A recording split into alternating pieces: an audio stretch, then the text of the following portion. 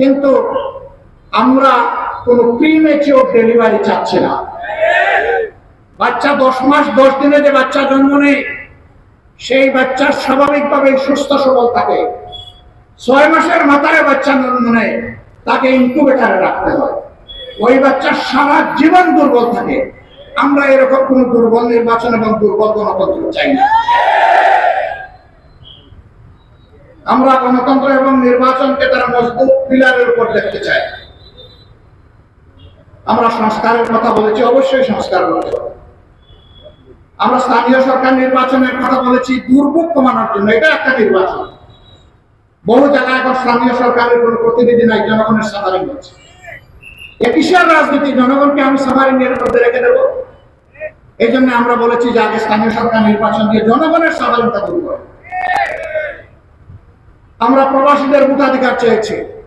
এই আন্দোলনে বিপ্লব, এই অভ্যুত্থান আমরা একা করি নাই। আমাদের প্রবাসীরা সমান কৃতিত্বের দাবিদার। তাদের ভোটাধিকার কেন থাকবে না? তাদের ভোটাধিকার অবশ্যই নিশ্চিত করতে হবে। তাদের ভোটাধিকার শুধু নিশ্চিত করলে হবে না, তাদের ভোট প্রয়োগ নিশ্চিত করার ব্যবস্থা করতে হবে। জুলাই যুদ্ধে যারা শহীদ হয়েছে, প্রতিটি শহীদের ঘরে আমরা সাথে সাথে পৌঁছে যাওয়ার চেষ্টা করেছি। পরিবারকে সান্ত্বনা দিয়েছি, তাদের জন্য দোয়া করেছি, তাদের কাছে দোয়া চেয়েছি, তাদেরকে আশ্বস্ত করেছি এখন থেকে আমরাও আপনাদের পরিবারের সদস্য এবং আমরা আপনাদের সাথে আছি। ইনশাআল্লাহ আমরা আপনাদের সাথে থাকবো। আল্লাহু আকবার। এরাই ক্রিয়েটিভ, এরাই একটা সমাজকে কিছু গড়ে দিতে পারে। এদের উপরে নির্ভর করে যুগে যুগে সকল সমাজে পরিবর্তন এসেছে। এটা বিশাল একটা শক্তি আমাদের দেশের। আমাদের মাটির নিচে আল্লাহ সম্পদ দিয়েছে, মাটির উপরে সম্পদ দিয়েছে। আমাদের পানি জলসীমার ভিতরে সমুদ্রে নদীতে আল্লাহ সম্পদ দিয়েছে, সমুদ্রের তলায় আল্লাহ সম্পদ দিয়েছে। কিন্তু এত সম্পদ থাকা সত্ত্বেও আমরা কেন আমাদের স্বপ্নের বাংলাদেশটা করতে পারলাম না? কেন একটি ইনসাফ ভিত্তিক সমাজ গত 54 বছরে আমরা পেলাম না?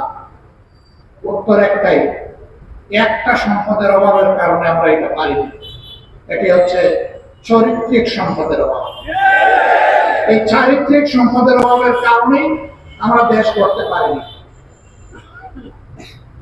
যারাই যখন দেশের দায়িত্বে গিয়েছেন দেশ পরিচালনার জন্য, তারা প্রথমে চিন্তা করেছেন আমার সুবিধাটা কোথায়, এরপরে চিন্তা করেছেন আমার দলের সুবিধা কোথায়।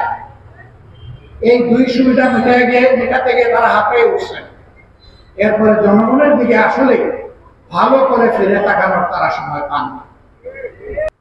15.5 বছর এই দেশ থেকে বিপুল পরিমাণ অর্থ বিদেশে পাচার হয়েছে। বাংলাদেশ ব্যাংকের হিসাব মতো এর পরিমাণ হচ্ছে 26,58,000 কোটি টাকা। বাংলাদেশের বার্ষিক বাজেটের 5 গুণ। এই টাকা যদি বাংলাদেশের ভিতরে থাকতো তাহলে বাংলাদেশ আজকে কোথায় চলে যাবে? এ মাসে গিয়েছি চীন সফরে, এপ্রিলে গিয়েছিলাম ইউরোপে। সবার একই কথা, তোমাদের দেশে যদি একটা জিনিসের উপর তোমরা বিজয় অর্জন করতে পারো তাহলে তোমাদের দেশ বদলাতে 20 থেকে 25 বছরের বেশি সময় লাগবে না। পানিতে নেমে আমরা চিৎকার দিয়ে বললাম বাংলাদেশের জনগণকে, যাদের সামর্থ্য আছে ছুটে আসুন, পাশে দাঁড়ান, সেবা করুন, মানুষের দোয়া গ্রহণ করুন। আলহামদুলিল্লাহ, শুধু আমাদের দাও থেকে সেটা আমি বলবো না, কিন্তু আমরা আওয়াজ দিয়েছি সবার আগে। মানুষ ঝাঁকে ঝাঁকে সেখানে গিয়ে পড়লো, আমরা আমাদের সামর্থ্য অনুযায়ী মানুষের পাশে থাকলাম।